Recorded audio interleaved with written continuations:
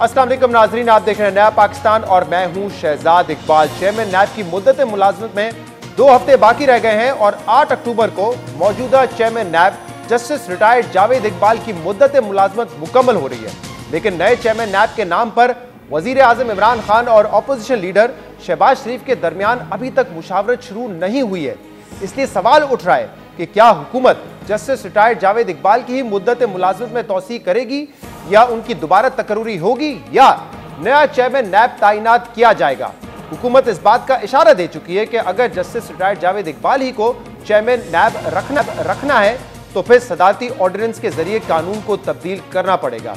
इसके अलावा यह सवाल भी अहम है कि क्या हुकूमत फैसला कर चुकी है कि चेयरमैन नैब की तकरूरी में ऑपोजिशन लीडर की मुशावरत की शिक खत्म कर दी जाएगी।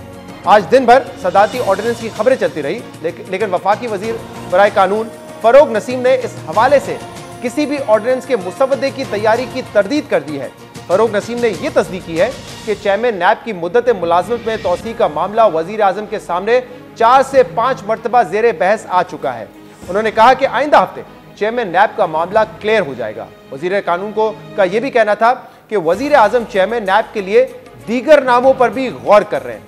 पिछले हफ्ते हमारे ही प्रोग्राम में वफाकी वजीर कानून फरोग नसीम ने चेयरमैन नैब की तैनाती पर शहबाज शरीफ से मुशावरत को मफादात का टकराव करार दिया था और इसके बाद फवाद चौधरी ने इस मामले पर वाज़ेह पोजीशन ली थी कि ऐसे ऑपोजिशन लीडर जिस पर नैब केसेस हो उससे मुशावरत नहीं की जा सकती। नैब का चेयरमैन है, अगर किसी ऐसे शख्स ने उससे कंसल्टेशन उसके बारे में करनी है जिस पे नैब के केसेस हैं या होने वाले हैं, तो क्या वो कॉन्स्टिट्यूशन इसको परमिट करता है? क्या वो ड्यू प्रोसेस के ख़िलाफ़ नहीं हो जाएगा? फंडामेंटल राइट के ख़िलाफ़ नहीं हो जाएगा? न्यूट्रलिटी उसमें कैसे आएगी? कंसल्टेशन शहबाज शरीफ साहब से तो नहीं होगी। ये तो इमरान खान बड़े बिल्कुल वाज़ेह तौर के ऊपर वो फैसला भी कर चुके हैं, हम बता भी चुके हैं कि चूंकि शहबाज शरीफ बहुत सीरियस मुकदमात का सामना कर रहे हैं इस वक्त नैब में, लिहाजा उनसे कंसल्टेशन का सवाल ही पैदा नहीं होता। वफाकी वज़रा अपोजिशन लीडर से मुशावरत को मफादात का टकराव करार दे रहे हैं और कह रहे हैं कि इमरान खान साहब ये फैसला कर चुके हैं कि शहबाज शरीफ से मुशावरत नहीं होगी। दूसरी जानब ये सवाल भी अहम है कि हुकूमत मौजूदा चेयरमैन नैब को तौसी क्यों देना चाहती है। फरोग नसीम हमारी प्रोग्राम में मौजूदा चेयरमैन की तारीफ कर चुके हैं और ये कह चुके हैं कि वो एक दयानतदार शख्स हैं। इसके अलावा नैब के अपने आदाद शुमार के मुताबिक मौजूदा चेयरमैन के दौर में 538 अरब रुपए की रिकवरी हो चुकी है, लेकिन इसके बावजूद नैब की कारकर्दगी पर सवालात भी उठते रहे हैं और उन पर तनकीद भी होती रही है। ऑपोजिशन नैब पर हुकूमत से गठजोड़ के इल्जामात लगाती रही है। अदालती रिमार्क्स और फैसलों में नैब की कारकर्दगी पर भी सवाल उठते रहे हैं और हुकूमत के अपने लोग भी नैब पर तनकीद करते रहे हैं। काबीना के अरकान अभी नैब की जानिब से कारोबारी तबके को हरासा करने की बात करते रहे। हुकूमती वज़रा नैब को हुकूमती कामों में रुकावट भी करार देते रहे। आला अदलिया अपने फैसलों में नैब की सलाहियत और पॉलिटिकल इंजीनियरिंग पर सख्त रिमार्क्स दे चुकी है। साद रफी को सलमान रफी के हाउसिंग स्कीम केस में सुप्रीम कोर्ट ने 20 जुलाई को उनकी जमानत पर रिहाई का हुक्म दिया। फैसले में सुप्रीम कोर्ट के 2 रुकनी बेंच के सबरा जस्टिस मकबूल बाकर ने लिखा कि किसी शख्स पर जुर्म साबित किए बगैर उसे करना संगीन मामला है। नैब पर मुसलसल इल्जामात लग रहे हैं कि वो सियासी इंजीनियरिंग के लिए इस्तेमाल हो रहा है। नैब ने कानून की धज्जियां उड़ा दी हैं। कानून और आइन का जायजा लेने के बावजूद ये राज है कि ये मुकदमा कैसे बनाया गया।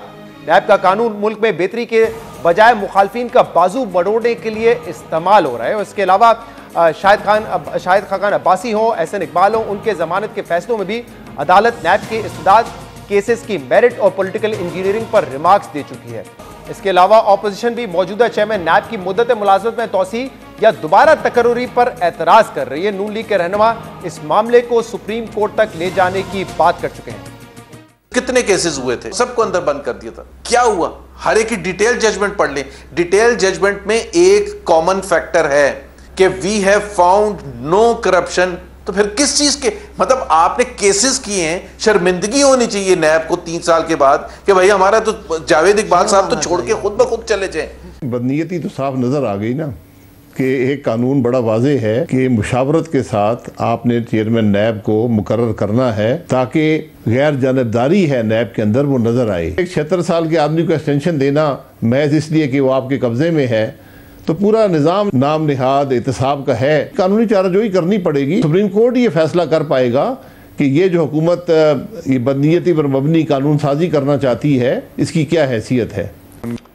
नून लीग के रहनुमा तनकीद कर रहे हैं हुकूमत की इस तजवीज़ पे, इस बात पर कि मुमकिन तौर पे एक्सटेंशन दी जा सकती है। जस्टिस रिटायर्ड जावेद इकबाल को इस पर तनकीद भी हो रही है, सवाल भी उठे हुए, कहा जा रहा है कि क्योंकि वो हुकूमत के कब्जे में है इसलिए उनको एक्सटेंशन दी जा रही है, और अगर ऐसा होता है तो नून लीग ने कहा है कि हम अदालत जाएंगे।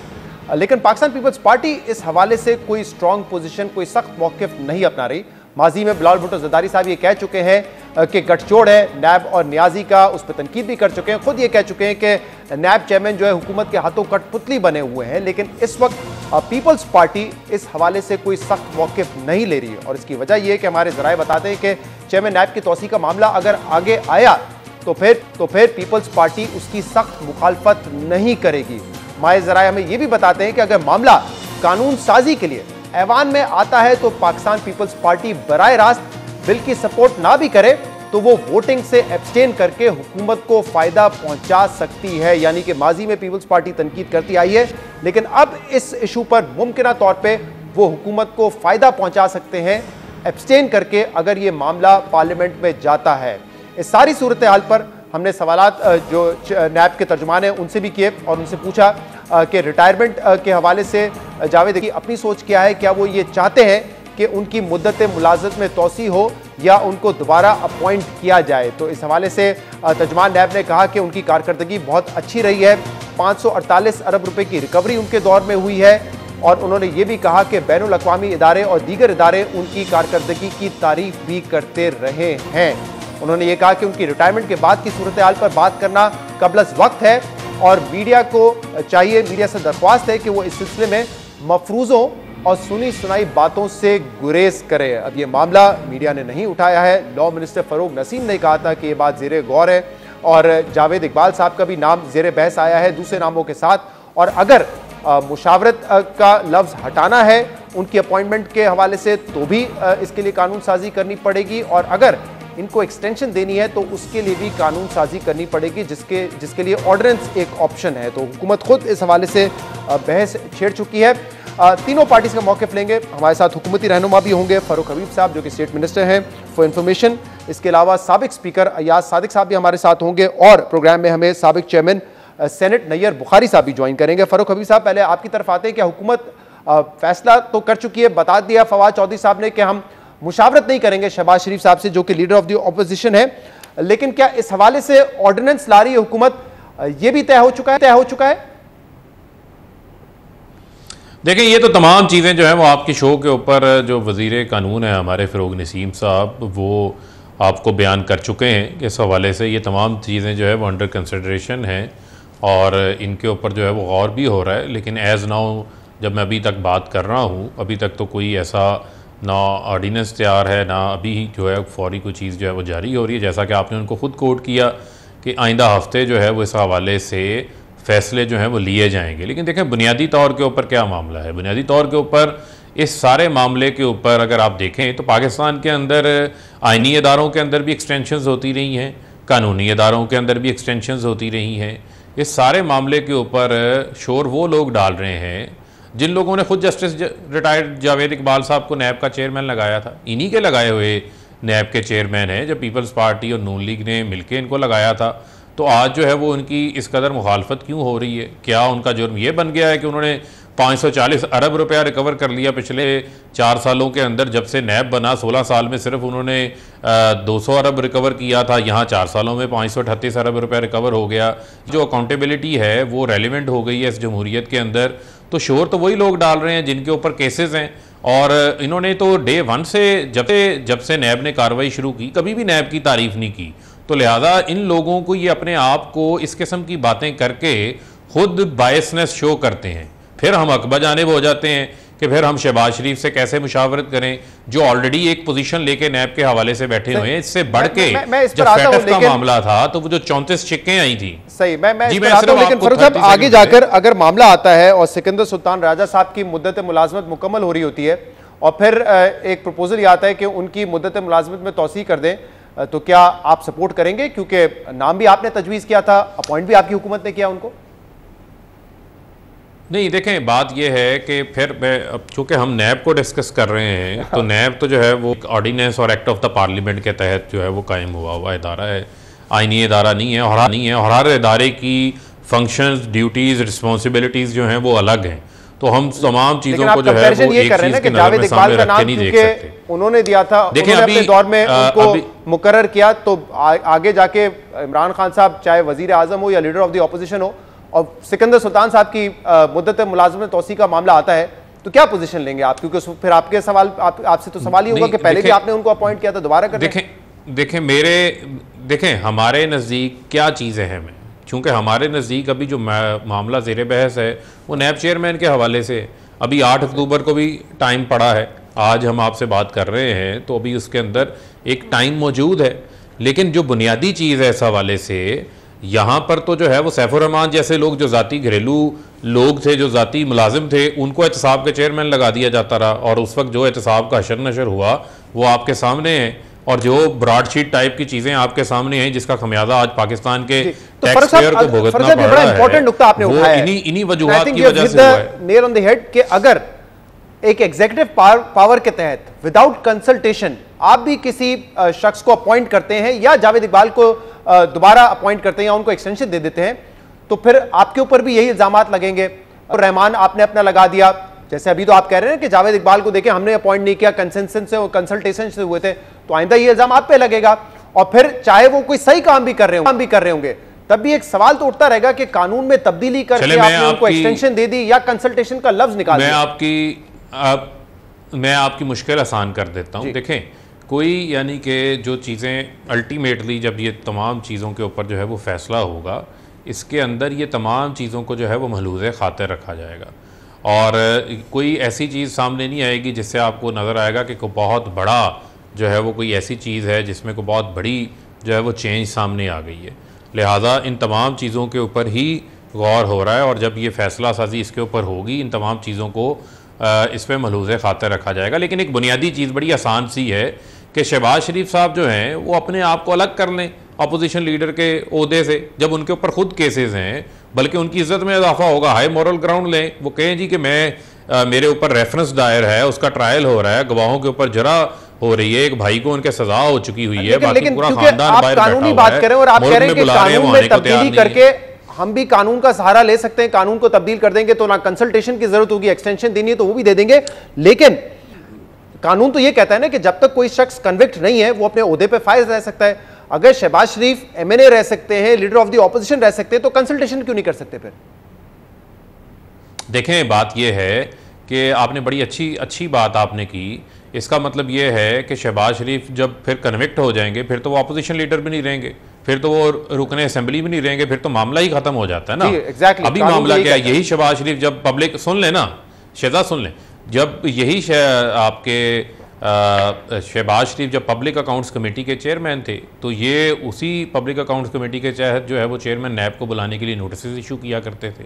अब क्या हो रहा है, बुनियादी तौर के ऊपर तो ये है कि लड़ाई क्या है, लड़ाई ये है कि नैब आपको पेशी पे बुलाता है, आप हमला कर देते हैं नैब के इदारे पे। आप तो ये खुलेआम अल्फाज कह चुके हैं नैब का इदारा बंद कर दें। ये जो 34 शिक्के लेकर आए थे फैटफ के मामले के दौरान, वो तमाम शिक्के वो थी जो अमेंडमेंट थी जिससे इनको फ़ायदा हो रहा था। ये तो अपनी इंटेंट पहले ही शो कर चुके हुए हैं।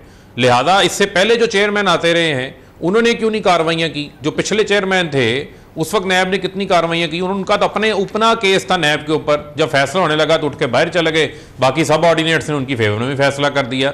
ये कुछ तो इस मुल्क के अंदर होता रहा है। तो मैं ये समझता हूं कि ये पहली बार है कि पाकिस्तान के अंदर ताकतवर को ये खौफ पैदा हुआ है कि वो उसकी अकाउंटेबिलिटी हो सकती है ऑपोजिशन लीडर के दरमियान और वजीर आजम के दरमियान। वो इसलिए ताकि इसी तरह के इल्जाम ना लगे जो अभी आप लगा रहे हैं कि सैफुर रहमान को उन्होंने अपॉइंट कर दिया, एग्जीक्यूटिव अथॉरिटी उस वक्त थी हुकूमत के पास, इसलिए इसको कानून को बेहतर बनाया गया है ना।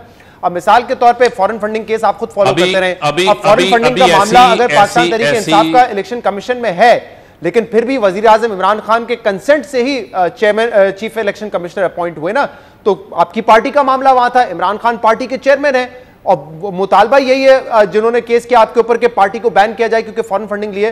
तो फिर इमरान खान साहब ने दूर तो नहीं किया ना अपने आप को कि मैं उस पार्टी का चेयरमैन हूं जो कि इस वक्त जिसके ऊपर केस चल रहा है इलेक्शन कमीशन में। देखें पहले तो करेक्ट कर लेते हैं ना, जिसने केस दायर किया हुआ है उन्होंने ये प्ली ली हुई है कि फॉरेन फंडिंग का केस नहीं है, ममनुआ फंडिंग का केस है। फॉरेन फंडिंग पार्टी के अंदर तरीका बड़ा वाज़ेह है। हाँ। आइन का आर्टिकल 17(3) आप पढ़ें, फेडरल गवर्नमेंट के पास केस जाता है, कैबिनेट फैसला करती है, डिक्लेरेशन देती है, फिर वो सुप्रीम कोर्ट के पास जाता है। यहाँ पर प्रोहिबिटेड फंडिंग है, वो PMLN के ऊपर भी है, पीपल्स पार्टी के ऊपर भी है, और तमाम पार्टीज के अकाउंट्स उसके ऊपर चेक हो रहे हैं। सुन तो लेना जो आपने एग्जाम्पल दी उसके ऊपर मैंने आपको बता दिया। दूसरी बात बड़ी इंपॉर्टेंट है कि वहां कोई शहबाज शरीफ की अकाउंटेबिलिटी नहीं हो रही थी इलेक्शन कमीशन में, और बात यह है कि हमारी इससे पहले इन्होंने कितनी मानी है, जो इन्होंने इलेक्शन कमीशन के ऊपर फट मान ली थी। इसका मतलब है नाम काबिल कबूल था, उन्होंने मान ली थी ना। था पार्टी चेयरमैन इमरान खान है, तो उस वक्त तो किसी ने सवाल नहीं उठाया कि इमरान खान क्यों जो है अपना कंसेंट देंगे या क्यों उनकी मर्जी से होगा अगला चीफ इलेक्शन कमीशन। वही केस PMLN पे भी है, वही केस पीपल्स पार्टी पे भी है, उनकी अकाउंट्स की भी जांच आपने उस वक्त भी एतराज नहीं उठाया, वही सेम केस है। उस वक्त तो आपने एतराज नहीं उठाया लीडर ऑफ द ऑपोजिशन से, वहां पे भी नहीं उठाया आपने एतराज। देखें फिर मैं आपको ये कहूंगा, नहीं सुन लेना, फिर मैं आपको ये कहूंगा क्योंकि उसके ऊपर एक स्क्रूटनी कमेटी पहले से बनी हुई है, लगाने से पहले बनी हुई है, वो काम कर रही है, उसके TORs तय थे, वो अपना काफ़ी हद तक काम कर चुकी थी, लिहाजा वो उसके रेलिवेंट, ये आपकी जो आर्गूमेंट है वो उसके रेलिवेंट नहीं बनता। जहाँ तक रह गई बात चेयरमैन नैब के हवाले से, तो उसमें आपने उस क्राइटेरिया को भी देखना है। मुझे फर्क साहब एक चीज का जवाब दीजिएगा, क्योंकि वज़ीर आज़म इमरान खान उसके ऊपर कोई हमेशा ट्रांसपेरेंसी की बात करते रहे, एहतसाब एक ट्रांसपेरेंट तरीके से उसकी बात करते रहे, तो क्या आप इस कानून को मजीद बेहतर बनाने जा रहे हैं? जैसे अभी एक कानून है कि कंसल्टेशन होगी, एग्जीक्यूटिव अथॉरिटी नहीं होगी, तो क्या कानून को मजीद बेहतर बनाने जा रहे हैं कि कोई पार्लिमानी कमेटी होगी जो कि ये चॉइस जो कि जिससे कंसल्ट किया जाएगा वजीर आजम की जानिब से? क्या करने जा रहे हैं, या सिंपली आप एग्जीक्यूटिव अथॉरिटी पे सारा वो रख देंगे कि उनकी चॉइस होगी वजीर आजम की? देखें फिर मैं आपको कहूं, क्योंकि ये तमाम चीज़ों को जो है वो लॉ मिनिस्टर देख रहे हैं, लॉ मिनिस्ट्री देख रही है, अटॉर्नी जनरल ऑफ पाकिस्तान, उनकी भी इसके अंदर एडवाइस यकीनन शामिल होगी। वो कानूनी टीम है, वो उसके ऊपर क्या मशवरा देते हैं, उसके ऊपर क्या डिसीजन होता है, ये अभी इसके ऊपर मैं कोई बात नहीं कर सकता, ये कबल अज़ वक्त है। लेकिन मैंने आपको जो बुनियादी चीज़ कही कि इसके अंदर जो हमारी जो कानून का जो बेसिक एसेंस है, फ़ैसला करते वक्त इन तमाम चीज़ों को जो है वो मलूज़े खाते रखा जाएगा, और उसके अंदर जो मोर इम्पॉर्टेंट चीज़ है कि जो अकाउंटेबिलिटी का प्रोसेस है इसकी जो है वो कॉन्टीन्यूटी रहे, और अपोजिशन की इंटेंशंस खुलेआम हैं कि अकाउंटेबिलिटी का प्रोसेस जो है वो इस मुल्क के अंदर रुक जाए, वो आगे ना बढ़े। लेकिन आपको भी इख्तिलाफ नहीं होना चाहिए, किसी को भी इख्तिलाफ नहीं होना चाहिए। आप सही कह रहे हैं, मुझे नहीं होता मसला अगर सिर्फ ये ऑपोजिशन कर रही होती। आपके अपने वुज़रा आके तनकीद करते हैं कि हमारे काम में रुकावट डालता है, नायब ब्यूरोक्रेसी काम नहीं करती, वजीर आजम तो ये कहते हैं कि हम एक चीफ एग्जीक्यूटिव अपॉइंट नहीं कर सकते, और इससे बढ़कर फारूक हबीब साहब, इससे बढ़कर अदालतें अपने फैसलों में, अपने रिमार्क्स में कहती रही है कि इस इदारे पे पॉलिटिकल इंजीनियरिंग का इल्जाम लगता है, ये ऑपोजिशन का बाजू मरोड़ती हैं। इस तरह की बातें अगर किसी इदारे के बारे में की जाए और उस वक्त उसका जो सबरा हो उसको आप एक्सटेंशन दे रहे, तो सवाल कई हलकों से उठेंगे ना। नहीं देखें, आपने बड़ा अच्छा सवाल पूछ लिया आपने। देखें, ये सवाल आपको अपोजिशन से भी पूछना बनता है। बुनियादी तौर के ऊपर जितनी बात हो रही है कि अगर बिजनेसमैन को पूछ रहे हैं या अगर ब्यूरोक्रेसी को पूछा जाता है, एक लेवल पे पूछा जाता है, ये वो तमाम चीज़ें हैं जो कानूनी नुक्ते हैं, और कानून के अंदर इन हवाले से कानून को किस तरह बेहतर करना है, इससे पहले एक ऑर्डिनेंस आया था, उसके ऊपर अपोजिशन ने जो है वो उसके ऊपर बात नहीं की थी। वो क्योंकि जो नैब है उसको मज़ीद एम्पावर भी कर रहा था, उसमें आपकी जो बिज़नेस कम्युनिटी के हवाले से, ब्यूरोक्रेसी की डिसीजन मेकिंग इनिशिएटिव लेने के हवाले से बहुत सारी ऐसी चीज़ें थी जिनको प्रोटेक्ट किया जा रहा था, जिससे बेजा खौफ व हरास का जो मामला था वो उससे कम होता था। अभी जो मौजूदा एग्जिस्टिंग लॉज हैं उसी के मुताबिक वो काम कर रहे हैं। आप लॉ में बेहतरी ले आए, ये चीजें खत्म हो जाएंगी, जो है वो चेयरमैन नैब की कारकर्दगी से मुताल्लिक कोई चीज नहीं। लेकिन किसी सिटिंग गवर्नमेंट ने इस तरह के इल्जाम नैब पर नहीं लगाए, खुद सिटिंग गवर्नमेंट ने, जो आपकी हुकूमत लगाती है। इसके अलावा ना ही कभी अदालतों के ऐसे रिमार्क्स आए, तो ऑब्वियसली जिस चेयरमैन के पास अथॉरिटी है वो जिस तरीके से उस अथॉरिटी को एक्सरसाइज कर रहा है। फिर आपकी नॉलेज में मैं इजाफा करता हूं, मैं आपकी नॉलेज में इजाफा करता हूं।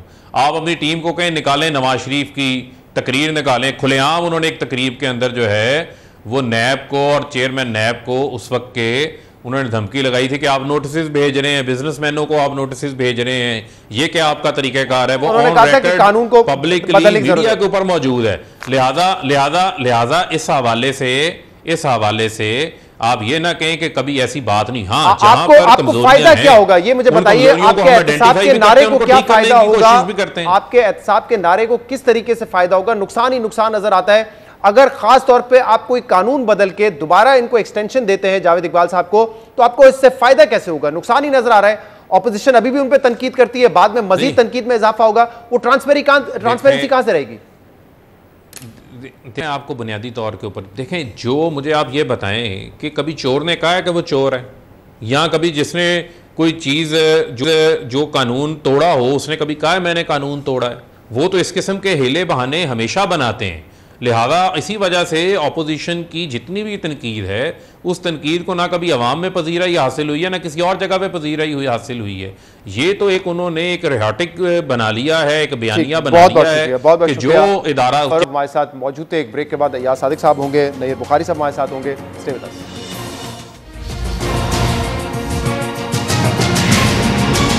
वेलकम बैक नाज़रीन। हुकूमत ने यह तो वाज़े कर दिया है कि लीडर ऑफ द ऑपोजिशन से कंसल्टेशन नहीं होगी नैब चेयरमैन के मामले पर। फरूख हबीब साहब ब्रेक में जाने से पहले कह रहे थे कि एग्जैक्टली कानून क्या होगा, ऑर्डिनेंस पे क्या होगा, ये आपको आने वाले वक्त में पता चल जाएगा। अय्याज सादिक साहब जो कि PMLN के सीनियर रहनुमा है, साबिक स्पीकर हैं कौमी असम्बली के, वो भी हमारे साथ होंगे। इसके अलावा साबिक senate chairman Nayyar Bukhari, People's Party के सीनियर रहनुमा, वो भी हमारे साथ होंगे। अय्याज साहब पहले आपसे बात करेंगे। हुकूमत ने यह तो वाज़े कर दिया है कि हम कंसल्टेशन नहीं करेंगे लीडर ऑफ द ऑपोजिशन के साथ। जावेद इकबाल साहब को एक्सटेंशन दी जाएगी, कोई नया चेयरमैन होगा, इस पर अब तक नहीं हुआ है। अगर कंसल्टेशन नहीं होगी लीडर ऑफ द ऑपोजिशन के साथ, ऑर्डिनेंस के जरिए इस कानून को ही तब्दील कर दिया जाएगा, तो नून लीग क्या करेगी फिर? देखें, जो लीडर ऑफ द ऑपोजिशन है वो ना सिर्फ अपनी हैसियत में, मगर वो ही has been sort of elected, because हम सब लिख के देते हैं सारी पॉलिटिकल पार्टी जो ऑपोजिशन की होती हैं कि जी ये साहब जो हैं ये हमें लीड करेंगे नेशनल असेंबली में। उसमें पीपल्स पार्टी भी है, JUIF भी है और ANP भी है, मेंगल साहब भी, इन सब की तरफ से उनको अपॉइंट किया leader of the opposition. So leader of the opposition फिर मुशावरत करते हैं अपने ऑपोजिशन पार्टीज के साथ कि हम कौन सा नाम प्रपोज करें, और कानूनी तौर पर अब तक जो कानून है उसके मुताबिक तो इनको एक खत लिखना चाहिए, जो कि वो नहीं लिखना चाह रहे, जो कि वो कानून कायदे के मुताबिक चलना नहीं चाह रहे। और अगर वो कानून कायदे के मुताबिक नहीं चलेंगे तो फिर आगे मामला कैसे चलेगा। दूसरी बात मैं बताता हूँ कि जो केयर टेकर प्राइम मिनिस्टर होते हैं उनका भी प्रोसेस कंसल्टेशन का होता है।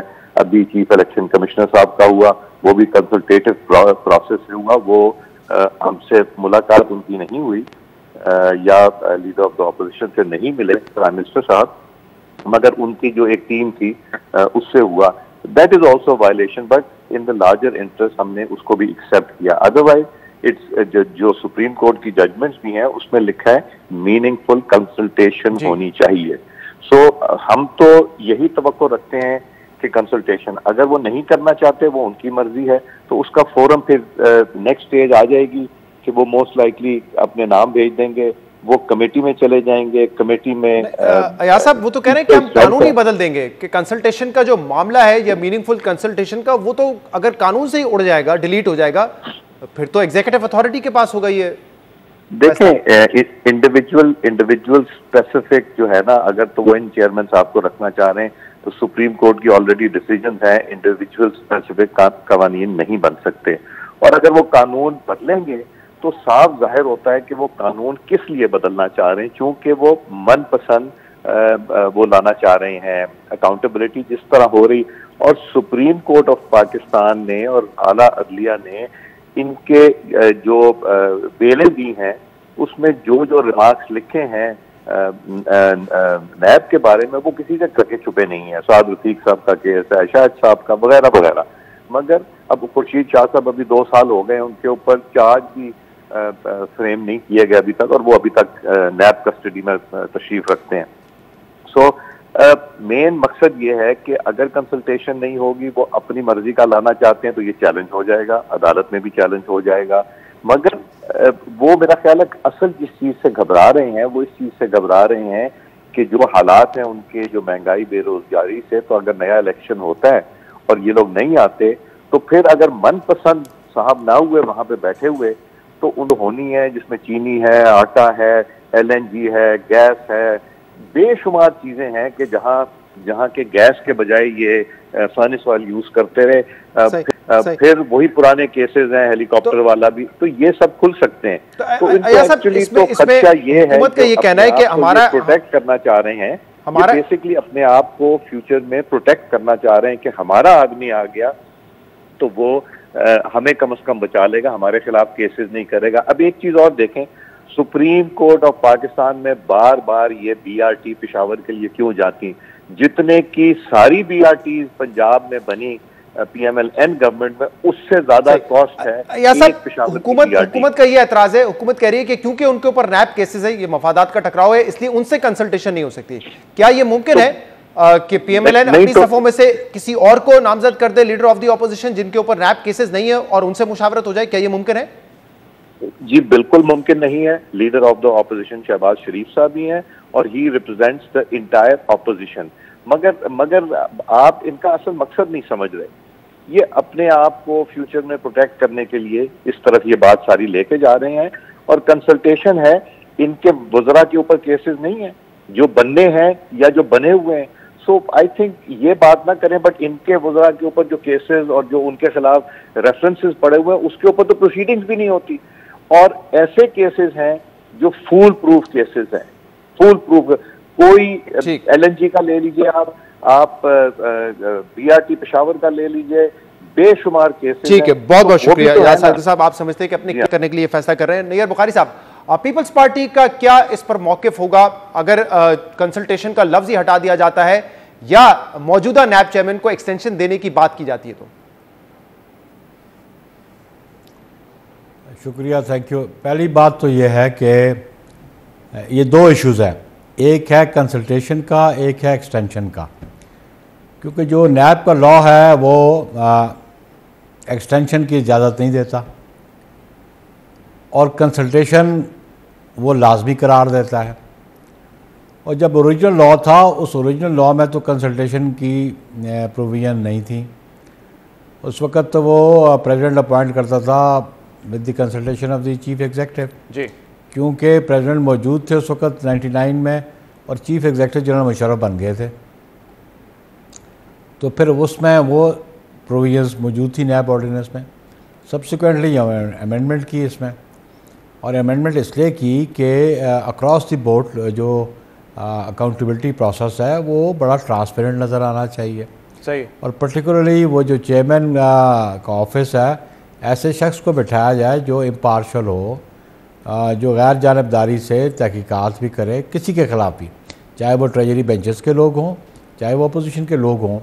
और जो इंटेंट थी उस वक्त लेजिस्लेशन की ये थी कि किसी को बतौर ब्राइब या किसी को बतौर परसुएट करने के लिए कि एक फ़र्दर एक्सटेंशन आपको दी जाएगी, तो वो इंस्ट्रूमेंटल बन जाए हुकूमत का। अब मेरी let me explain it out. एक तो ये रीज़न है कि हम समझते हैं कि माइट इज़ राइट कानून में नहीं चलता। ये अगर समझते हैं कि माइट इज़ राइट तो वो हम नहीं चलने देंगे, और ना ही कानून इजाज़त देता है ना आइन इजाज़त देता है। रही बात कंसल्टेशन की, तो कंसल्टेशन जो है वो लीगली प्रोवाइडेड है। और वो जो इल्ज़ाम लगाते हैं कि मियाँ शहबाज शरीफ साहब के ख़िलाफ़ केसेस हैं, तो लीडर ऑफ हाउस के ख़िलाफ़ केसेस नहीं है, वो कैसे नाम देगा? उस पर एलिगेशन हेलीकॉप्टर का नहीं है इशू, BRT का इशू नहीं है, वो मालम जब्बा का इशू नहीं है, और ही हेड्स दैट कैबिनेट के जिन पे ख़िलाफ़ वो एलिगेशंस हैं।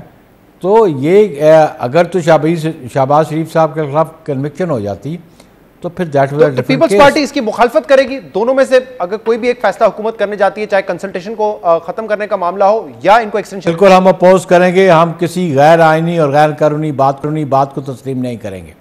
और जो ऑर्डिनेंस जारी करने का इनका इख्तियार है ना, हम उसको सेनेट में डिफीट करेंगे।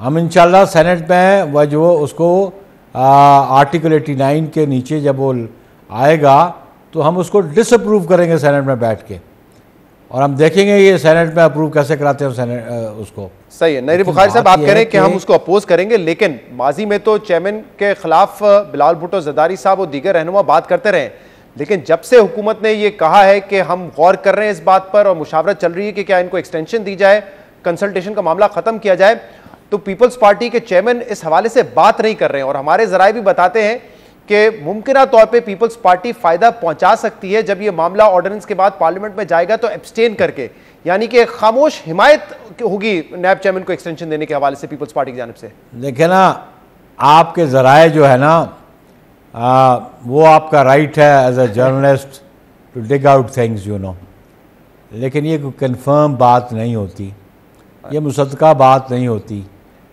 आपकी ये क्या सराहियाँ तो ज़रूर हो सकती हैं, आप सुनी सुनाई बात पे तो बात ज़रूर कर सकते हैं, लेकिन हम आइन और कानून से उसके मुताबिक चलेंगे।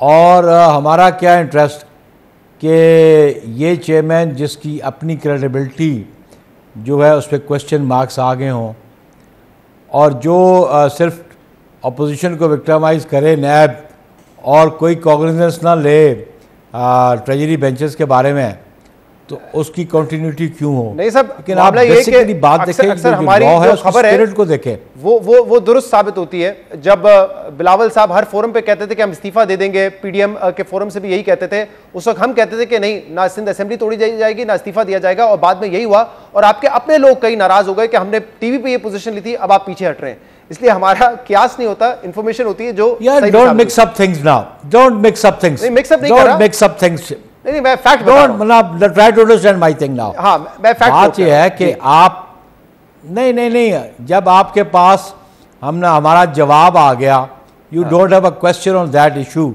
तो फिर आप पीडीएम पे चले पड़े हैं। आपने कहा बात यह है कि हम कंफर्म तो मैं आपको बता रहा हूं कि क्यास नहीं होती यार। शहजाद इकबाल मेरी बात सुन लो, जी जी जी, शहजाद इकबाल मेरी बात सुन लो, मेरे मुंह में बात डालने की कोशिश मत करो।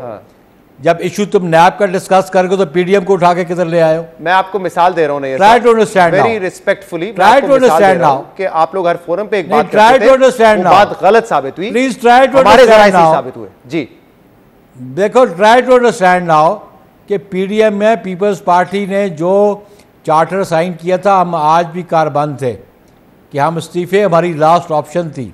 सही, उससे पहले जो प्रायोरिटीज हमने फिक्स की थी उस पर हम मुतफिक थे, बाकी जमातें मुतफिक नहीं हुई, और एक स्टेज पे ऐसा लॉन्ग मार्च के साथ रेजिग्नेशन को नेक्स्ट कर दिएगा जिसका कोई पीडीएम की सही। और अब आप कह रहे हैं कि हम इसको मुकम्मल तौर पे अपोज करेंगे। ठीक है, बहुत बहुत शुक्रिया नैयर बुखारी साहब हमारे साथ कह रहे थे कि कंसल्टेशन का लफ्ज़ निकाला या दोबारा तौसी देने की या तौसी दी अगर जावेद इकबाल साहब को, तो हम उसको अपोज करेंगे। एक ब्रेक प्रोग्राम में शामिल करेंगे, इसका मजीद बात करेंगे। Stay with us.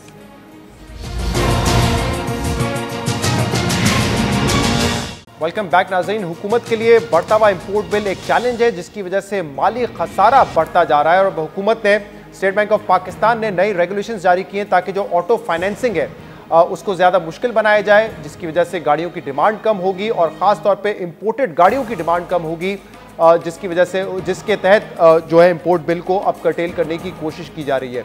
इस वक्त जो इंपोर्ट बिल है इस माली साल में वो दोनों महीने जुलाई और अगस्त में $5 बिलियन से ज़्यादा करा है। जुलाई में इंपोर्ट बिल $5.6 बिलियन का था, जबकि अगस्त के महीने में $6.89 बिलियन था, और इसी वजह से जो करंट अकाउंट डेफिसिट है पाकिस्तान का वो इन 2 माह में $2.2 बिलियन तक पहुंच चुका है।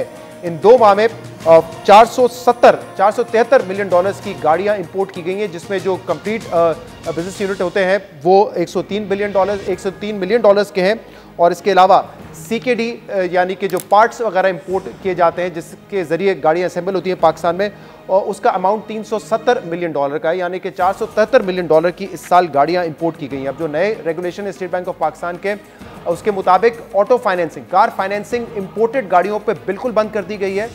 जो लोकल गाड़ियां हैं उस पर भी शराइत मुश्किल कर दी गई हैं, यानी कि जो एलिजिबिलिटी क्राइटेरिया है उसको मुश्किल बनाया गया है। और अब ये स्टेट बैंक ऑफ पाकिस्तान ने रेगुलेशन जो इंट्रोड्यूस की उसके मुताबिक 30 लाख रुपए से ज़्यादा की फाइनेंसिंग आप बैंक से नहीं ले सकेंगे। पहले मुद्दत फाइनेंसिंग की जो मैक्सिमम थी 7 साल थी, अब उसको कम करके 5 साल कर दिया गया है। इसके अलावा जो डाउन पेमेंट थी वो पहले 15% होती थी ऑटो फाइनेंसिंग में, अब उसकी जो मिनिमम रिक्वायरमेंट है उसको 30% तक कर दिया गया है, और जो छोटी गाड़ियां हैं उसके लिए अभी तक उसको 15% पे बरकरार रखा है, यानी कि 1000 सीसी या उससे छोटी गाड़ी होगी। अब सवाल ये पैदा होता है कि इन तमाम इकदाम लेने के बाद किस हद तक इंपोर्ट बिल पे हुकूमत काबू पा सकेगी? इस पर बात करने के लिए हमारे साथ मौजूद है खुर्रम शहजाद साहब, माहिर मईशत है। बहुत बहुत शुक्रिया खुर्रम। बाकायदा बड़ा इम्पॉसिबल कर दिया है, इंपोर्टेड गाड़ी पे तो अब ऑटो फाइनेंसिंग होगी नहीं, लेकिन जो लोकली असेंबल्ड कार्स हैं उसके लिए भी शराइत अब तब्दील कर दी हैं। परसेंटेज बढ़ा दिए, डाउन पेमेंट की मुद्दत कम कर दी है, 7 साल से 5 साल, डेट रेशियो 50% से गिरा के 40% कर दिया है। किस हद तक फायदा होगा इससे? देखें शहजाद, जो टोटल इस वक्त जो है कार की फाइनेंसिंग हुई है ओवर लास्ट ईयर, अगर आप नंबर देखें तो 322 अरब की जो है वो टोटल कार फाइनेंसिंग है और पिछले साल 222 अरब पे थी। तो तकरीबन कोई 100 बिलियन प्लस की जो है वो कार फाइनेंसिंग हुई है। तो ये कोई बहुत बड़ा नंबर नहीं है 100 बिलियन की कार फाइनेंसिंग। और उसमें से अगर आप देखें कि 100 बिलियन में से इस वक्त जो है गाड़ियाँ कितनी इंपोर्ट हुई हैं टोटल, अगर पूरे साल की हम बात करें, यानी कि अगर लास्ट ईयर जून से आप लगाएं और जुलाई तक का नंबर देखें, आपने अभी खुद इसको पॉइंट आउट किया, 2.1 बिलियन डॉलर की जो है वो गाड़ियां इंपोर्ट हुई हैं और यानी कि पार्ट्स और ये सब मिला के, और लास्ट ईयर 1.2 बिलियन था। तो देखें बात ये कि हमारा असेंबली की तरफ ध्यान जो है वो बढ़ता गया है। नेचुरली एक नेचुरल ग्रेजुएशन है कि आप पहले असेंबलिंग लेके आते हैं, उसके बाद मैन्युफैक्चरिंग पे जाते हैं। उसमें एक और बड़ा जो एरिया है वो मोबाइल फोन्स का भी है। मोबाइल फोन्स भी इस वक्त जो है तकरीबन कोई लास्ट ईयर में 2 अरब डॉलर के इंपोर्ट हुए हैं और इस मरतबा भी अच्छी खासी इंपोर्ट है। और नेचुरली यहाँ पे प्लांट लग रहे हैं असेंबलिंग के, तो उसके लिए भी पार्ट्स आएंगे, उसके लिए भी सारी चिप आएगी और सब कुछ होगा। तो पॉइंट ये है कि 100 बिलियन की फाइनेंसिंग कोई बहुत बड़ा अमाउंट नहीं है। इससे शायद अगले 2-3-4 महीने में इम्पैक्ट पता चले। अभी लगता नहीं है कि बहुत बड़ा इम्पैक्ट आएगा और गाड़ियों की इंपोर्ट रुकेगी। क्यों? उसकी वजह यह है कि लोकली जो है असेंबलिंग प्लांट्स लगे हैं और पिछले 3-4 सालों में आपने देखा 3 प्लांट्स से उठ के 3-4 प्लांट्स थे, उससे उठ के 7-8 हो गए और अभी ईवी का और भी जो है वो असेंबलिंग जो है वो आ रही है। तो मेरे ख्याल में ये स्टेप सही है राइट डायरेक्शन में, लेकिन इससे बहुत बड़ा इम्पैक्ट नहीं आएगा क्योंकि ग्रोथ बहुत ज़्यादा इस वक्त गाड़ियों की चल रही है, सेल बहुत ज़्यादा चल रही है और ज़्यादातर आप देखें 1000 और 2-2,500 या 3,000 के बीच में जो सीसी है, यानी कि एक अगर आप कैटेगरी निकालें 1000 प्लस सीसी की गाड़ियाँ ज़्यादा बिकी हैं बनिस्बत 1000 सीसी की गाड़ियों पे। तो मेरे ख्याल में इससे लिमिटेड इम्पैक्ट होगा, बहुत बड़ा इम्पैक्ट शायद इमीडिएट ही नहीं आएगा। सही है। तो पिछले माली साल में तकरीबन 2 बिलियन डॉलर्स की गाड़ियां इंपोर्ट हुई थी, जिसमें CBU और CKD दोनों हैं, यानी कि पार्ट्स और जो मुकम्मल गाड़ियां हमने इंपोर्ट की थी वो है। इस साल 2 माह में 473 मिलियन डॉलर्स की हम पार्ट्स और गाड़ियां इंपोर्ट कर चुके हैं, यानी कि रफली we are looking around an amount of let's say पिछले साल से तो ज्यादा होगा, 4 बिलियन डॉलर के आसपास देख रहे हैं। तो उसमें समझते हैं कि कार फाइनेंसिंग का प्रोपोर्शन इतना ज्यादा नहीं है, तो किस हद तक हम इसको रिड्यूस कर सकेंगे? देखें पॉइंट ये है शहजाद कि जो वैल्यू है ना वो बड़ी गाड़ियों की है, वो वैल्यू वाइज जो है वो बड़ी गाड़ियों का कंट्रीब्यूशन ज़्यादा है और बड़ी गाड़ियों के जो इंपोर्टर्स हैं या बड़ी गाड़ियों के जो बायर्स हैं उनकी जो प्राइस सेंसिटिविटी है वो जो है इनइलास्टिक है रिलेटिवली, यानी कि कोई अगर 1.5 करोड़ की गाड़ी इंपोर्ट कर रहा है तो उसके लिए प्राइस अगर जो है 2 करोड़ भी हो जाती तो मेरा नहीं ख्याल उसको इतना इम्पैक्ट पड़ता है क्योंकि वो अफोर्ड कर सकता है, नंबर 1। तो प्राइस इलास्टिसिटी इतनी ज़्यादा नहीं है, यानी कि ड्यूटीज़ बहुत ज़्यादा बढ़ाने से या फिर प्राइस बहुत ज़्यादा जो है वो चेंज करने से या किसी तरह इम्पैक्ट क्रिएट करने से इतना ज़्यादा उसको फ़र्क नहीं पड़ता उस बायर को, और वो कैश में ज़्यादा बाय कर रहा है, वो फाइनेंसिंग की रिक्वायर्ड नहीं है। फाइनेंसिंग किसको ज़रूरत होती है? 1000 सीसी को, ये बिल्कुल ठीक है, और फिर ये 1300 सीसी और 1.8 सीसी मैक्सिमम इतना ही है। तो ये जो पोर्शन है इनको फाइनेंसिंग की ज़्यादा ज़रूरत होती है, तो इतना इम्पैक्ट शायद ना पड़े क्योंकि लोकली असेंबल कार्स बहुत ज़्यादा हैं, डिमांड बहुत ज़्यादा है और 6-6 महीने के बाद गाड़ी मिल रही है। तो मेरे ख्याल में ऑलरेडी बुकिंग्स जो है वो ओवर बुक हो चुकी हैं असेंबली लाइंस। आपने देखा होगा कि लोकल जो है वो एक्सपेंशन की बात हो रही है मेरे ख्याल में। और वैसे भी इनका कंट्रीब्यूशन अगर आप देखें तो 5% है टोटल इंपोर्ट्स में, 5% जो है 5 या 6% टोटल इंपोर्ट्स में इन गाड़ियों की इंपोर्ट्स का।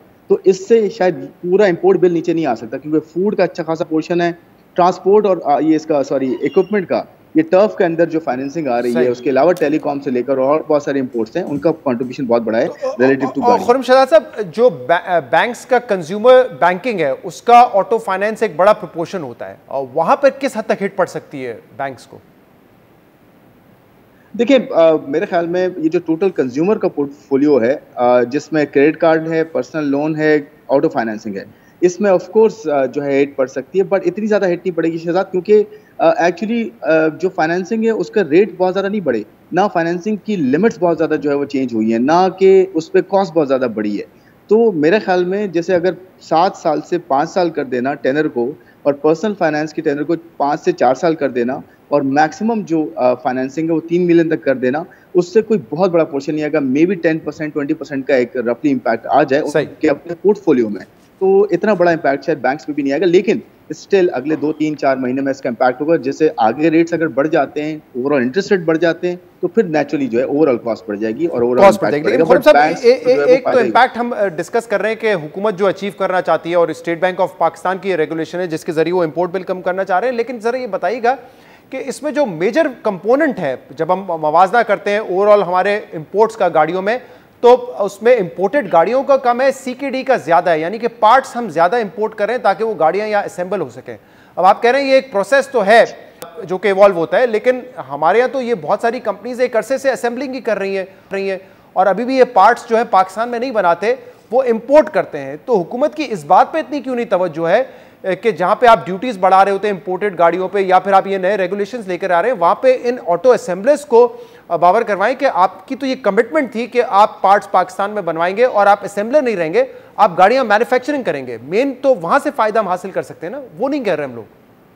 जी बिल्कुल, देखें ये आप लोकलाइजेशन की बात कर रहे हैं कि जितना ज़्यादा लोकलाइजेशन हो, इंडिया ने की है लोकलाइजेशन, उनकी इंडस्ट्री के वॉल्यूम्स बहुत बड़े हैं, हमारे यहाँ शायद वॉल्यूम्स इतने बड़े नहीं हैं, तो लोकलाइजेशन की जो इंडस्ट्री है वो उस तरह से डेवलप भी नहीं हुई। और दूसरी बात ये, हमारे यहाँ OEMs जो थे, ये जो 3 बड़े जो असेंबलर्स थे, इनकी मार्केट बहुत अच्छे तक रही है। अब जाके असेंबलिंग में जो है ना वो डाइवर्सिफिकेशन हुई है, ज़्यादा असेंबलर्स आए हैं और उसमें नए जो है वो ब्रांड्स आई हैं। अब मुझे लगता है कि अब लोकलाइजेशन की बहुत ज़्यादा ज़रूरत इसलिए पड़ेगी और इंडस्ट्री बिल्ड भी हो सकती है। उसकी 2 रीज़न्स है, एक तो वॉल्यूम बहुत अच्छे जो है अब आना शुरू हो गए हैं, डिमांड आना शुरू हो गई है। ऑटो सेक्टर गाड़ियों की हमारी मोटराइजेशन लेवल दुनिया में शायद सबसे कम है, यानी कि 1000 लोगों पे हमारे यहाँ कुछ 17 गाड़ियाँ होती हैं और दुनिया में इसका जो पोर्शन है वो बहुत ज़्यादा है, रीजन में बहुत ज़्यादा है, इंडिया में अच्छा खासा है। तो पॉइंट ये है कि आपके यहाँ लोकलाइजेशन की नेचुरली उस पर जो है एम्फेसिस होना चाहिए और लोकल इंडस्ट्री तभी डेवलप होगी शहजाद जब आपके पास वॉल्यूम्स होंगे। और ज़्यादातर गवर्नमेंट जो है इस तरफ ध्यान दे और दे भी रही है, पिछली गवर्नमेंट ने भी दिया है कि लोकल जो है वो इंडस्ट्री डेवलप हो और सारे पार्ट्स यहाँ पे बने, उनकी क्वालिटी जो है स्टैंडर्ड जो है वो ग्लोबल हो और यहाँ पे जितने पार्ट्स बनेंगे उतना ज़्यादा जो है आपको बैकिंग मिलेगी इंडस्ट्री को, उतना ज़्यादा जो है लोकलाइजेशन होगी, उतना आपके यहाँ जो एक्सचेंज रेट है वो स्टेबल होगा और एक्सचेंज पे जितना आपका प्रेशर आता है वो कम होगा, क्योंकि $2-2.5 बिलियन का अगर आप उसमें से मेजर पोर्शन एसकेडी का ले लेंगे या सीकेडीज का ले लेंगे, यानी कि इंजन है और पार्ट्स हैं, वो आपका कम हो जाएगा, तो नेचुरली आपकी असेंबलिंग भी जो है वो फिजिबल होगी। लेकिन मैं एक पॉइंट कहना चाहूँगा कि हम मैन्युफैक्चरिंग की तरफ भी आहिस्ता आहिस्ता जो है जाएँ, यहाँ पे चीज़ें डेवलप करें, खासकर आपके इंजन की जो मेजर कंपोनेंट्स हैं वो यहाँ डेवलप करें ताकि हमारे यहाँ रिसर्च एंड डेवलपमेंट का जो है वो एक रुझान हो, जैसे इंडिया ने किया है कि वहाँ बड़ी बड़ी ब्रांड्स आई हैं, वहाँ से मैन्युफैक्चर करके एक्सपोर्ट करना शुरू हुई है, तो हमें इस तरफ ध्यान देना मेरा। बहुत बहुत शुक्रिया खुर्रम शहजाद साहब हमारे साथ मौजूद थे। आज के प्रोग्राम में इतना ही, शो से इजाज़त दीजिए, अल्लाह हाफ़िज़।